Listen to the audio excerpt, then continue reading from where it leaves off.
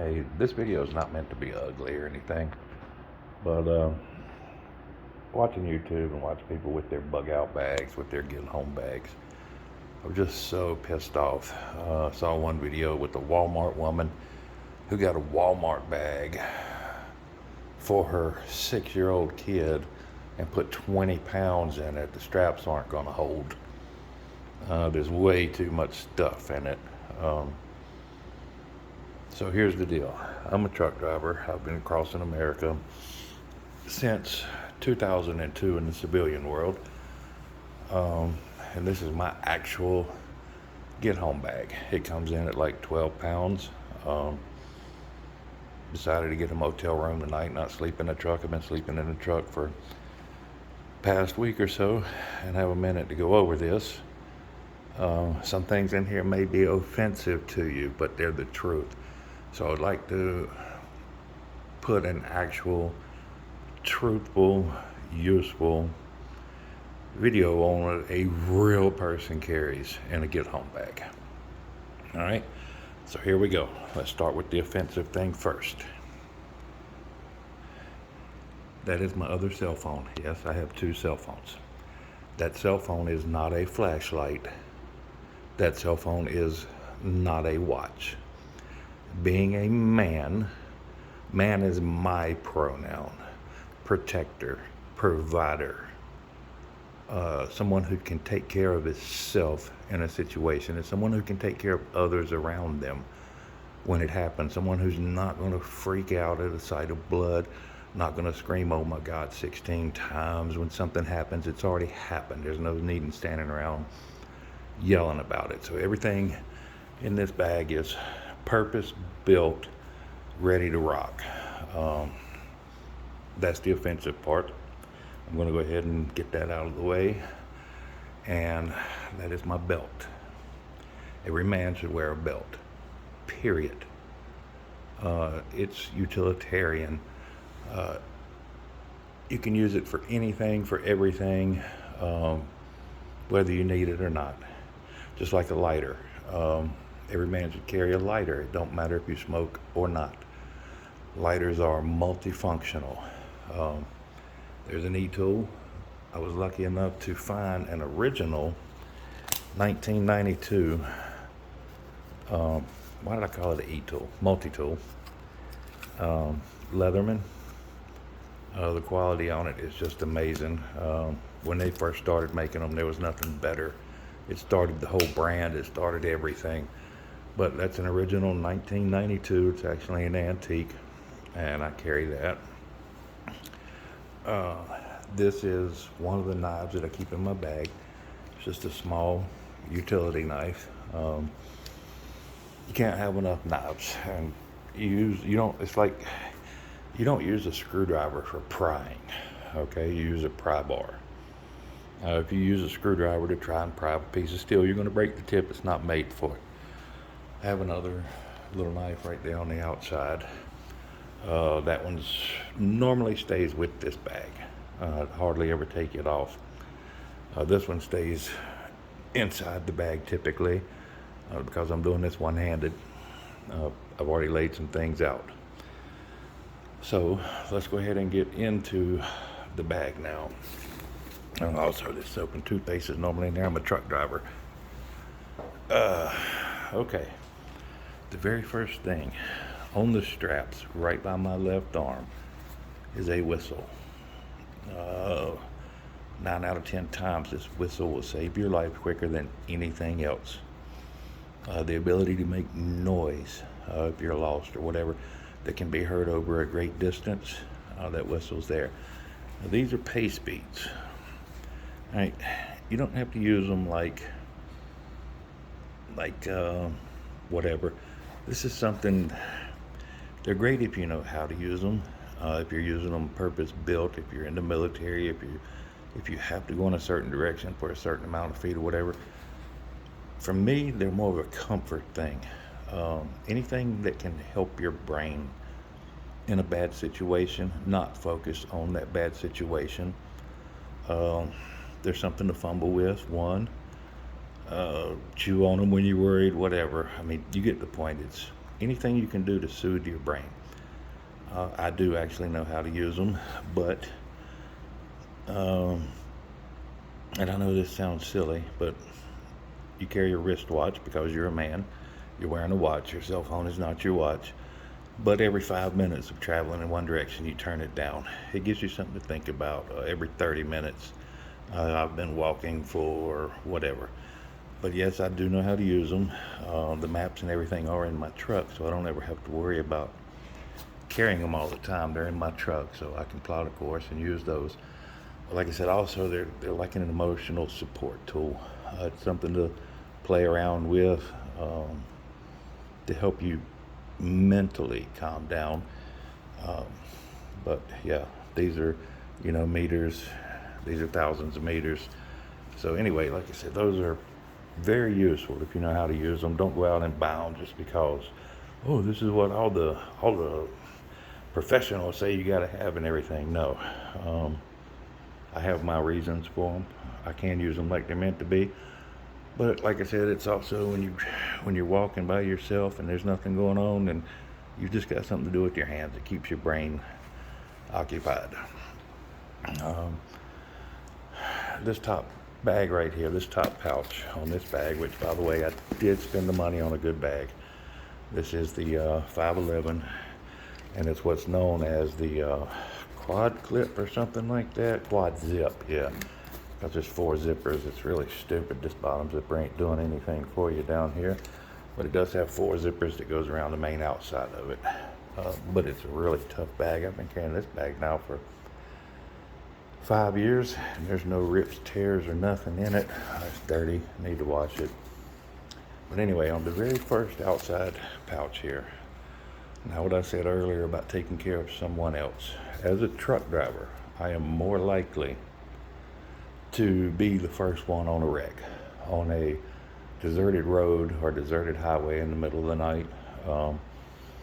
So I need to be able to take care of others. This stuff can also be used on me, but like I said, this top pouch right here is more for if I come up on a wreck. There's a tourniquet in here. I have been at 2 truck stops where there were shootouts, but the police were there before, like 30 seconds before I pulled in. For this next part, this is just something that I carry. Normal person wouldn't carry this. The MPT, also for crashes, but also for gunshots. Chest seal. Now, I only carry 1 chest seal, but as you'll see later on, the packaging itself, the plastic, can also be used as a chest seal if there's an exit wound. So you have the actual chest seal, and most chest seal packages, this one happens to be vented. Most chest seals come in packages that are purpose built for the plastic to be the opposite side for the chest seal. I have a second tourniquet because one don't always work. And a compression bandage. I used to carry the Israeli bandage, but they just take up so much room. I can get 4 of these in one Israeli bandage. That used to be called the individual IFAC bandage, I believe, when I was in the Army in the 90s. So that takes care of the first pouch there. That's emergencies. I come up on a crash site. Someone's got some pretty major cuts. Like I said, you want to be trained before you use these and know when. And because there's times like if there's facial damage, using this is actually detrimental to the person if they've already got facial damage.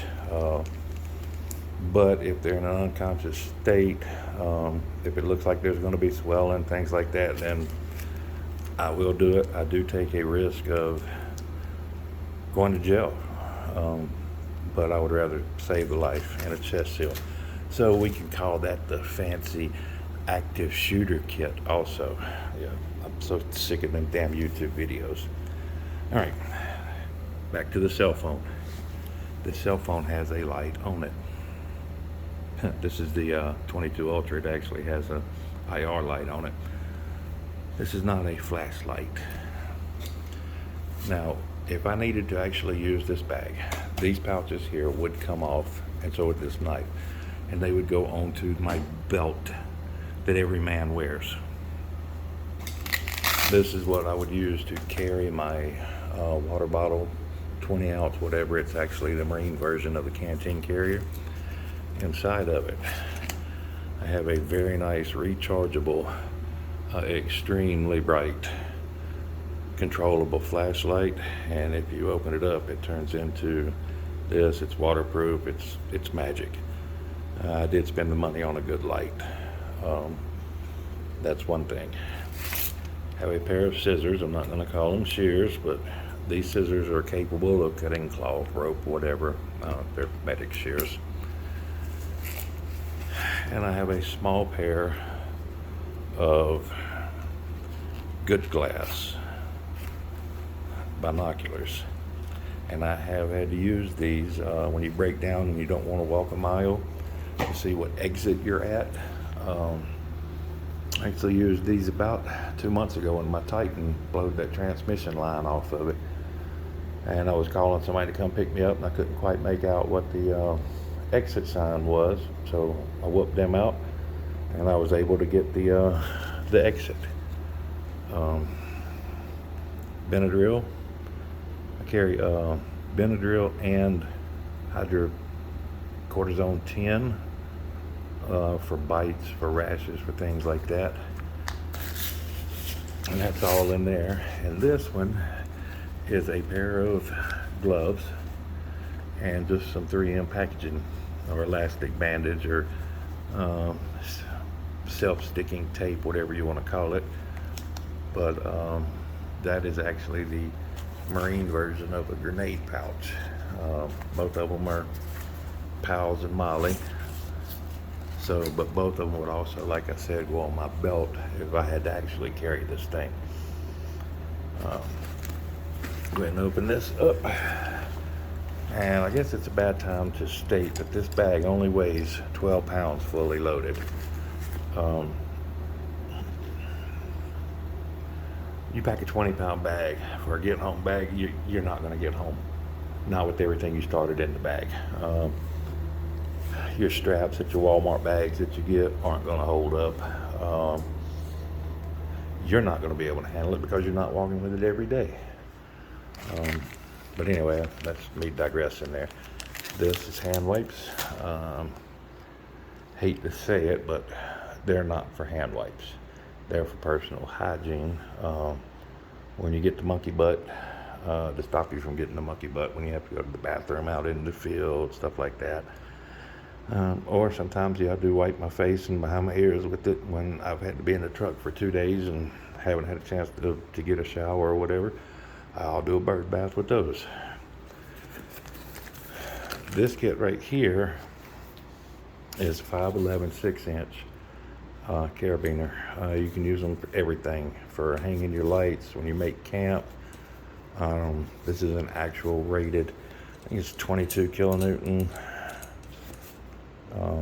Should be on there what the actual rating of it is, if you can make it out. No, that one's 32.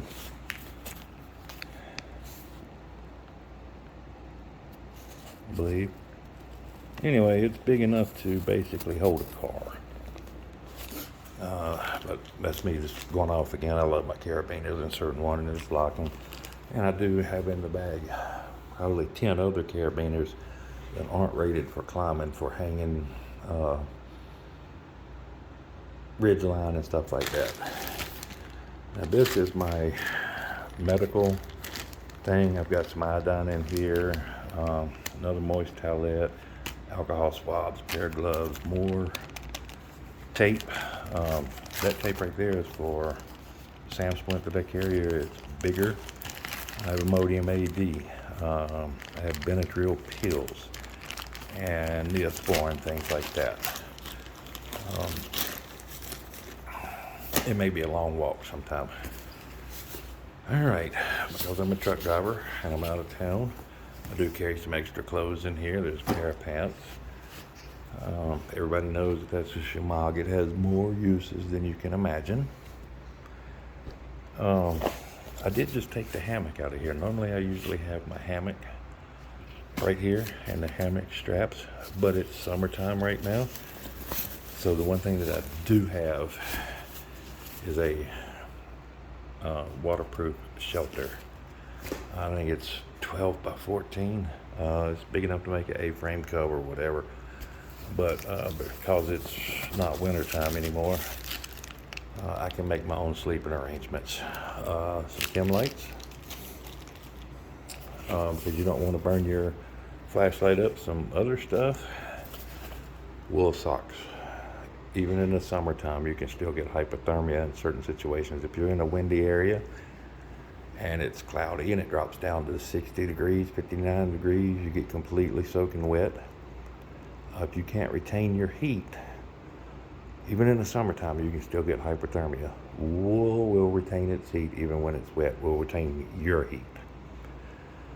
So even in the wintertime and your feet are soaking wet, they're still going to be warm if you're using wool. Pair of gloves, lightweight. Because I may be the first one or whatever, like I said, there's a Sam splint in here. And that was the purpose of the tape from up there. Bigger, wider tape. Just some paracord. I mean, I've actually used this to secure a tarp one time when a tarp broke. So paracord has many, many uses other than what you see in all your gung-ho Rambo get home bag uses. I've actually tied tarps down to loads before with stuff like that. This is the Gerber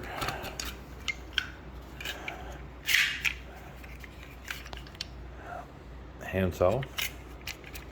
I'd like to have a Silky, but I'm not going to pay Silky's price when this thing here is just as good, and I can throw it away when it's dull. Couple of pegs for this. The Rainfly does have 4 small aluminums with it, but they're not very big and they wouldn't hold up under any real wind.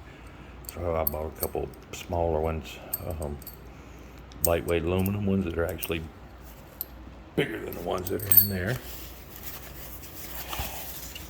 And I have another knife, a Mora. This one would be for taking care of roadkill if I needed to eat. And yeah, it sounds gross, but fresh roadkill is prime protein. You don't want something that's been laying there for a day or two, but if you come across roadkill, or if you take something down yourself, you need something to process it with. And one of my favorite little things is this little waterproof thing right here. And this I call my possibles. The old people used to carry what's called a possibles bag. These are some creature comforts here. 2 things of toilet paper. This is an actual cooking brick that goes in like the ST stove. That'll light up in freezing temperature, whatever.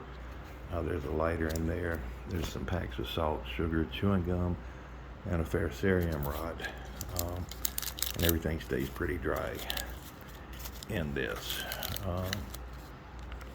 Toilet paper is a necessity, man. It's surviving, getting by. It's all a brain game, basically. You want to be comfortable. I mean, you got to go to the bathroom. It's bad enough you're in a situation, whatever that you're in.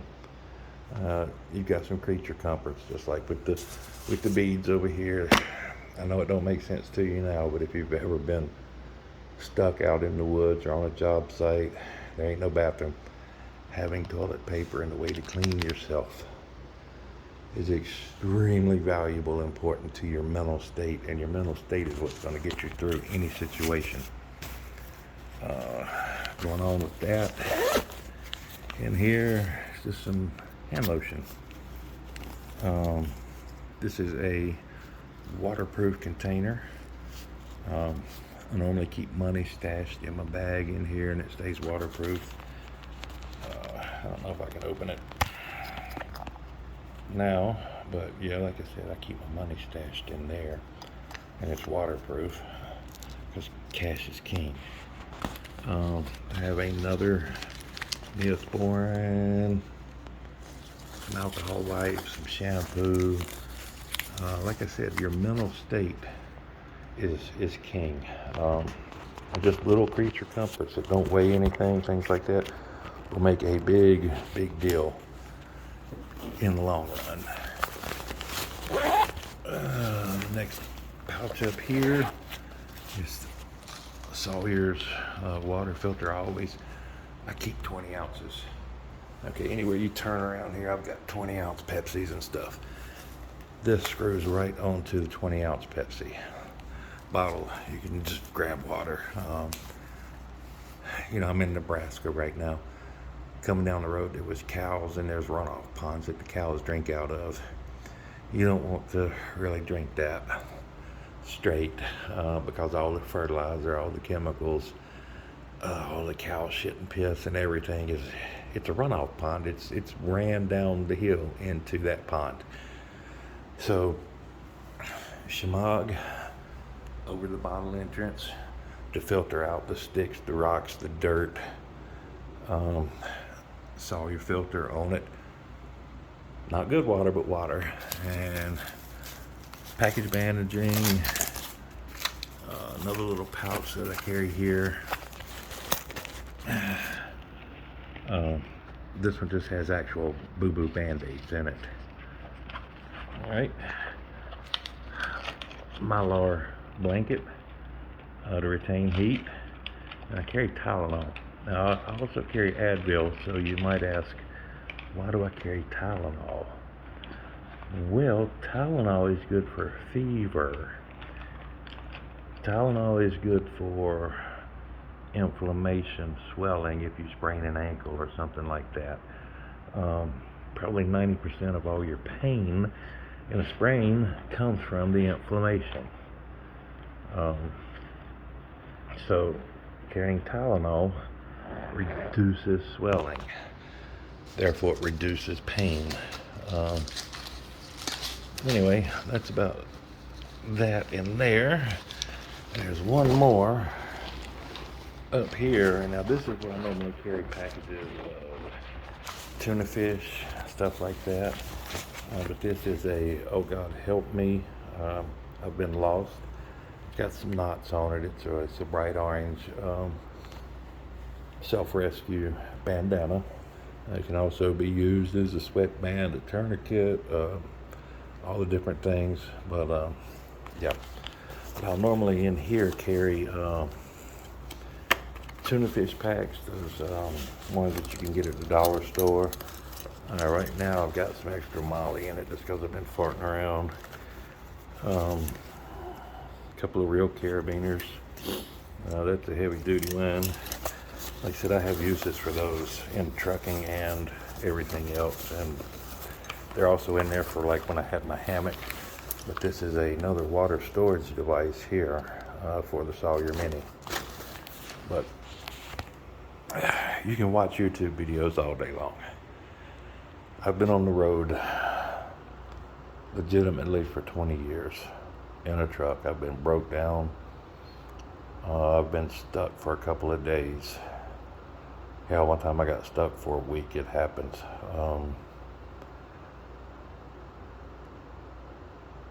All of this right here basically weighs 12 pounds. I am 280 pounds. I can carry 12 pounds all day long, no problem.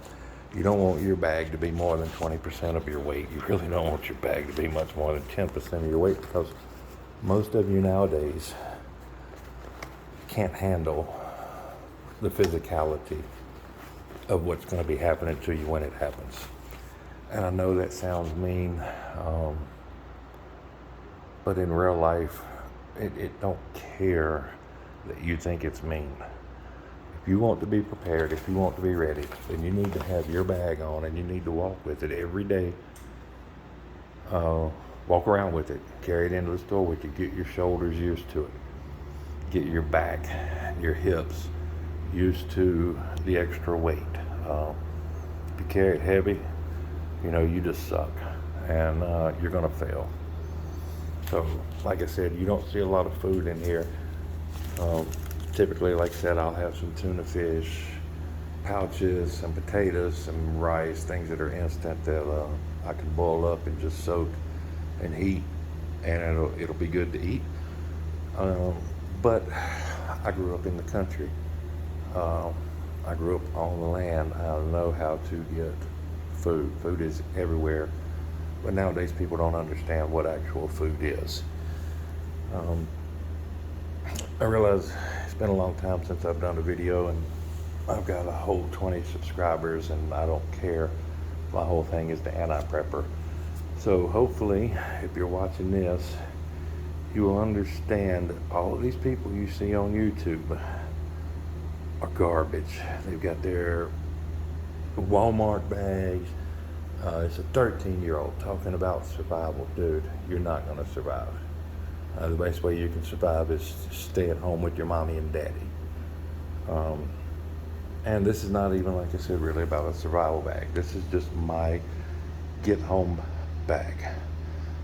There's everything in here. If I was 100 miles from home and the company that I work for went belly up, which happens to drivers all the time, they will go out of town, their company will go out of business, and they are set to walking. I would be comfortable walking home from Nebraska with this if I actually had to. This is just a starter kit. There's so much debris on the side of the road. The other day I ran out of gas and accidentally locked my keys in my car, and I found stuff on the side of the road to go in and get the keys out and unlock the truck. There's so much garbage on the side of the road nowadays. There's so much food thrown away. It's everywhere. So in the first couple of days or the first week, you're going to be covered just scavenging until people figure out that, hey, we got to start scavenging, then everything starts disappearing. But yeah, like I said, the whole reason I started this channel, the whole reason I called it the Anti-Prepper is because there's just so much bullshit on YouTube about survival bags and bug out bags and Corporal this and Green Beret that. And in reality, basically, it's about your mental condition. Can you occupy your brain while you're in the worst suck of your life? You're scared, you're cold, you're wet, or whatever.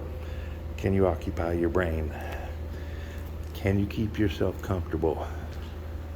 Do you have the proper tools? A flashlight, some sort of a multi-tool, several knives, toilet paper, a way to start a fire, light or extra light sources, a way to take care of minimal boo-boos from mosquito bites to actually being shot in the chest, and doing it lightly. Extra pair of gloves so your hands don't get roughed up, shelter, things like that.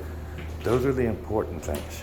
Anybody tells you anything different on YouTube, and they're just trying to sell you something. I'm going outside to smoke. That is my mental issue. Get my nicotine level up, and hope you enjoyed this extremely long, stupid video. Thank you.